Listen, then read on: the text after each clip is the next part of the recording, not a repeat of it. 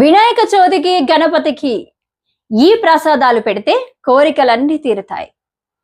వినాయక చవితి అంటే మొదటిగా గుర్తు వచ్చేది భారీ గణనాథుని విగ్రహాలు, అంబరాన్నంటే సంబరాలు.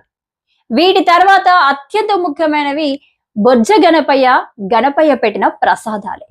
ఆ లంబోదరుడు భోజన ప్రియుడు. ఆయనకు ఇష్టమైన ప్రసాదాలు తయారు చేసి అందిస్తే కోరిన కోరికలు నెరవేరుస్తాడు. మరి గణపతికి ఇష్టమైన ప్రసాదాలేంటో, వాటిని ఎలా తయారు చేయాలో చూసేద్దాం రండి.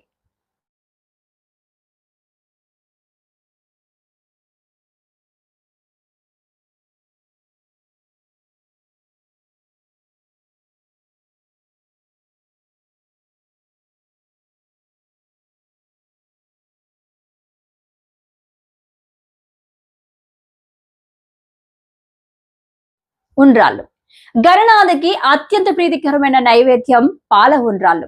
వాటి తయారీకి కావలసిన పదార్థాలు: బియ్య పిండి కప్పున్నర, పాలు 2.5 కప్పులు, చక్కెర 100 గ్రాములు, యాలకుల పొడి చిటికెడు, సాబుదానా బియ్యం అంటే సగ్గు బియ్యం 3 టేబుల్ స్పూన్లు, నూనె 1/4 టీ స్పూన్. ఒక గిన్నెలో తగినన్ని 1 కప్పు బియ్యం పిండికి 2 కప్పులు నీళ్లు, నూనె పోసి మరిగించాలి. అందులో బియ్యం పిండి వేసి ఉండలు లేకుండా కలిపి కొద్దిగా చేతులకు నూనె రాసుకొని పిండిని చిన్న ఉండలుగా చేసుకొని పక్కన పెట్టుకొని, తర్వాత ఇడ్లీ పాత్రలో కొన్ని నీళ్లు పోసి పక్కన పెట్టిన ఉండలను ఆవిరి మీద వీటిని ఉడికించిన తర్వాత ఈ లోపు గిన్నెలో పాలు పోసి మరిగించుకోవాలి. తర్వాత పాలల్లో సాబుదానా, ఓ 1/2 గంట నానబెట్టుకున్న చక్కెర, యాలకుల పొడి వేసి సన్నని మంట మీద 10 నిమిషాలు ఉడికించాలి. కొద్దిగా బియ్య పిండి వేసి చిక్కగా అయ్యేలా చూడాలి. ఆ తర్వాత ఉడికించిన ఉండ్రాలను వేసి సన్నని మంట మీద 4 నిమిషాలు ఉంచి దించేయండి. అవే ఉండ్రాళ్ళు.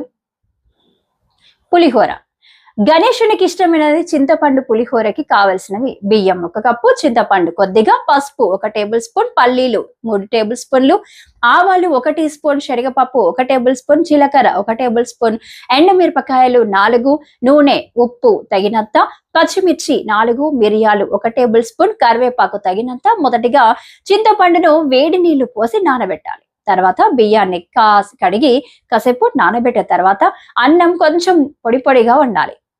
తర్వాత ఒక పెద్ద గిన్నెలో చింతపండు రసం, కొన్ని నీళ్లు, 4 పచ్చిమిర్చి, కొన్ని మిరియాలు, పసుపు, కొద్దిగా ఉప్పు, కొద్దిగా నూనె పోసి చిక్కగా ఉడికించాలి. ఈలోపు కడాయిలో నూనె పోసి ఆవాలు, శనగపప్పు వేయించినవి, ఇందులోనే జీలకర్ర, పల్లీలు, ఎండుమిరపకాయలు, కరివేపాకు వేసి 1 నిమిషం పాటు వేగిన తర్వాత ప్లేట్లోకి తీసుకోవాలి. తర్వాత పులిహోర కలపడానికి వీలుగా ఉండే ప్లేట్ తీసుకొని అందులో ఉడికించిన అన్నం, కొద్దిగా నూనె, కొంచెం పసుపు వేసి కలుపుకున్న తర్వాత దానిలో ఉడికించిన చింతపండు రసం, ఉప్పు తగినంత వేసుకొని మరొకసారి కలుపుకోవాలి. తర్వాత అంతకుముందు నూనెలో వేయించుకున్న పల్లీలు, జీలకర్ర, శనగపప్పు, ఆవాలు, ఎండుమిరపకాయలు, కరివేపాకు వేసి బాగా కలపాలి. ఇక మోదకులు కూడా పెట్టవచ్చు. దీనికి కావలసిన పదార్థాలు: బియ్యం పిండి 1 కప్పు, నెయ్యి 3 టేబుల్ స్పూన్, బెల్లం తురుము 1 కప్పు, కొబ్బరి తురుము 2 కప్పులు, యాలకులు 3, ఉప్పు చిటికెడు. ముందుగా కడాయిలో నెయ్యి, బెల్లం, కొబ్బరి తురుము వేసి కలుపుతూ అవసరమైనంత కొద్దిగా నీళ్లు పోసి అందులో యాలకులు వేసి 2 నిమిషాలు ఉంచి దించేయాలి. తర్వాత ఒక గిన్నెలో నీళ్లు పోసి మరిగించి దానిలో ఉప్పు, నెయ్యి వేసి కాసేపు ఉంచి దించి చల్లారాక ముందే బియ్యం పిండి వేసి ఉండలు కట్టకుండా పూరి పిండిలాగా కలుపుకొని చిన్న చిన్న ఉండలుగా వేసి పెట్టుకోవాలి. చిన్న దొప్పలాగా చేసుకొని దానిలో బెల్లం మిశ్రమాన్ని ఉంచి మళ్ళీ బంతిలాగా లేదా మనకు నచ్చిన రీతిలో మర్చుకోవచ్చు. తర్వాత ఇడ్లీ పాత్రలో 1 గుడ్డ వేసి సిద్ధం చేసిన మోదకులను సుమారు 10 నిమిషాల పాటు ఆవిరి మీద ఉడికించి గణపయ్యకు నైవేద్యంగా పెట్టాలి.